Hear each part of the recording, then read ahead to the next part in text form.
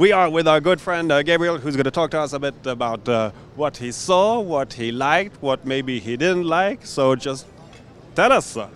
I thought the highlights of the show were definitely the Grubos. I loved the new GMT. I think it's GMT Earth. I think it's amazing. It gives a whole new dimension to the case, which is something that is very pleasant to see. And I really like their new balancier piece, if you will, on the incline with the balancier, and then it has the differential, constant force. It has the dead seconds as well as the running seconds, and it has a zero reset, which I think is a really nice package in a round case.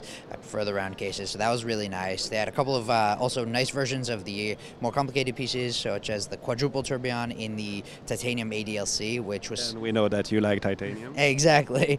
So that was really nice to see. And then they have a new double tourbillon also in titanium and in platinum with a blue movement, which is very, very, very striking. And it also gives a little bit of levity to such a serious piece. I also really liked that some of the larger brands were doing thin movements. I mean, Piaget with their 2 millimeter thin movement is unbelievable, and I think the Sapphire is 0.2 millimeters thin, and that's just incredible. And then also with AP, unfortunately, they're not going to produce it, but their ultra thin QP is very cool in my opinion. It was nice to see them do some ladies things, but nothing too exciting from them. That green combat offshore, okay, cool, whatever. You know, of course, the Independence always delivered. I think we saw a little bit calmer year, you know, a little bit less craziness, but I really like that Max Broussard and MB&F did the new Moon Machine 2 in the HM8 case with Sarpaneva. That moon in between the hours and the minutes, as well as on the rotor, looks just killer.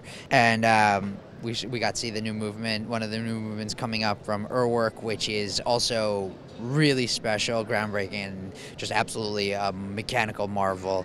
Otherwise, you know, there was a lot of noise around the new Longa triple split, which they now split the hours.